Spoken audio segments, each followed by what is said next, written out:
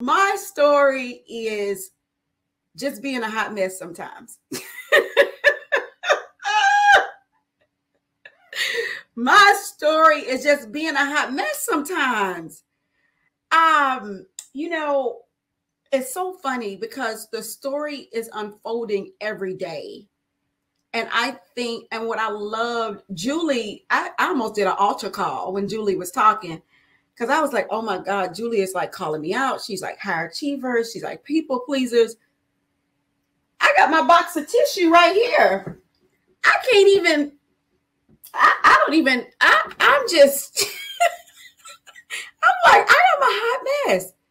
I just realized that when Julie was just talking, I was like, I am a hot mess. So let me tell you, I'll tell you that the reason why we talk about the power of confidence and we talk about, you know, sometimes just admitting and just being there. I thought about this recently because I asked myself, Kim, do you make mistakes? Mistakes. And it really started to make me think about, no, Kim, it's about, do you mistake? Like, do you not take the opportunities of taking up space, of taking your time? Do you miss the takes?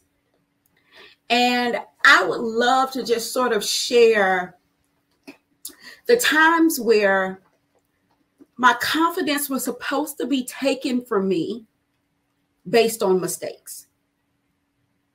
The way that people define mistakes is a missed alignment or even something you end up regretting. But I would love to just kind of bring for consideration and look at mistake, actually a mistake.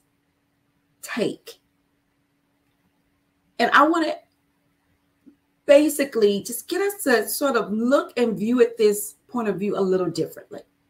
So I'll tell you, I've been a hot mess for a long time. It started at an early age. I remember I'm the middle child of sisters. So you know how that can be, right? And so as a middle child, I had to figure out how to stand out. I mean, because it was the oldest, who everybody knew, and then it's like the baby, right? And then you're just in the middle. No excitement. You came. Everybody's kind of like, oh, okay, that's cool. And for me at a young age, it was about like standing out, right? And so when you are a girl that starts to explore and take risks and sort of like stand out, you're gonna have some hot mess moments. One big hot mess moment for me was when I was 16. I was at school and I got into an altercation with a guy friend of mine. And from that altercation, I got kicked out of school. This was like my first time really getting in trouble. My first time, you know, really having something that even got called to the principal office for. But they had this zero tolerance. And so I was immediately kicked out of school at 16. And being kicked out of school, it was not just me. My parents invested a lot in me. My parents worked hard for me to, go to school. Like they migrated to Houston from Mobile, Alabama, where they left their family to come start a new beginning for them and their girls in Houston. So my parents invested a lot. So me getting kicked out of school, that's a hot mess. That's the whole family, right? And that's looking like that. And I remember in that moment being like, God, like I really messed up. I made a mistake. I, shouldn't have done what I did. I shouldn't have reacted the way I reacted. And now look at me. I'm in juvenile, like in this, well, they call juvenile on me, but I ended up going to an alternative school and all this stuff. And I'm just like, this is not who I am. This is not who I am. And I started my confidence on all of the wonderful things that I had worked on up until that point. I played the classical piano. I was a cheerleader. I played the keyboard for the jazz band. I had all these things going for me, but all of that just sort of, boom, came down. And I just remember being like, how am I going to come back from this? And how am I going to change other people's view of me? Like, I just was in a fog, and my confidence was at an all-time low. I didn't want to sort of be seen by anybody. I didn't want to talk to any of my friends because I didn't want to answer any questions. I didn't want to talk to my parents' friends. I didn't want to go to church. I didn't want to be at the park. I didn't want to be anywhere because I didn't want anybody to ask me about what was going on and this and that and have to answer for that. So I kind of went on the inside of me a lot and really lived there. And so I ended up writing down some of my goals because my teacher in my alternative school saw all the frustration on my face. And she said, and she saw my bad attitude I was coming to school with. And she said, you got to write down your 1-year goal. You got to write down your 5-year goal.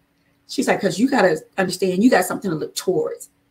So I wrote down my 1-year goal because everybody told me I wasn't going to be able to go to college. They were calling us at risk at this school. They were telling us that we probably wasn't even going to become productive citizens. And so I wrote down this goal of, I just want to get accepted into college. I want to go to Clark Atlanta University. That's a school. That was my dream school. I said, I just want to get accepted into college, a 4-year college. And then in 5 years, I couldn't even think about what I wanted to be when I grew up. All I knew was, I said, I just want to be successful. I just want to be successful. And I remember writing that down. Fast forward 1 year later, I got accepted into Clark Atlanta University. Hallelujah. Okay. Redemption. I got accepted into Clark Atlanta University. I didn't tell anybody I even applied to the school. I just kind of did it on my own. I got accepted. My parents let me go. I went out there. I got loans. I got whatever I needed to attend that school because I got accepted. And I went to that school. And then right after I graduated from college, I opened up my own makeup store, my own makeup shop in my hometown of Houston, Texas, at 21 years old. Remember, I was 16 when I got kicked out of school. 5 years later, I got a letter in the mail from a career day when I opened up my store, maybe a couple weeks into being open, saying, can you come to our career day? At this time, I just turned 22. I'm like, sounds good to me, a career day. Go talk to kids. Maybe interested. So the day of the career day, I look at the address. I said, oh, my God, this place is looking familiar. I drive up. It's the alternative school that I went to. So I get out the car, I go inside. I'm like, and they're like telling us how to get around this school. They're like, because it's metal detectors, you can only go in certain areas because a lot of people there, a lot of the kids are on probation, So I'm like, oh, I know how to get around the school. Like, yeah, we can't do this. We can't do that. And they were like, how do you know this stuff? Because I went here. They're like, you went to this school? I'm like, yes. They were like, you went to this school? I was like, yes. I was like, how did you find out about me? They were like, no, they were like, you work at the makeup store? Well, some of the kids have been going to the mall. They've seen that makeup store and they were just saying they want to work in a place like that. They want to be makeup artists, cosmetologists. They want to own a store like that. Whatever it was, they want to work there and they wanted whoever works there to come out. And they were like, you work there and you went here? And then I was like, yeah, I actually own the store. They're like, you own it? So they said they never had anybody in the history of that school who had actually sat in the seats that those kids in that alternative school sat in ever come and speak at their career day. So was it a mistake? Or was it a take? A moment that I had to take in to become who I am today. And then to be there, to take up space and be in front of those kids and take that opportunity to be in front of them so they could see themselves in me. And in that moment, that 5-year goal that I wrote down, I just want to be successful. These kids were telling me I was successful. You're successful. And they saw their future in a different way. And they saw that the comeback could happen for them. They saw that the redemption could happen for them. They saw that if they just forgive themselves, that it'll be okay. They saw that maybe, is it a mistake or is it a different take on life, that a different road that I'll have to travel, so one day I can be this for someone else. So my confidence started, I'll tell you, in that moment, it was a defining moment of confidence for me, because after that moment, I never doubted anymore anything that happened in my life. Because in that moment, I knew that at some point, God would allow for it to become full circle, and for it to have purpose. So I invite you today to look over your life and come to peace, so you can have confidence for the rest of your race. All right. Love y'all. Oh, LAMIX Beauty. Make sure you go get you some LAMIX.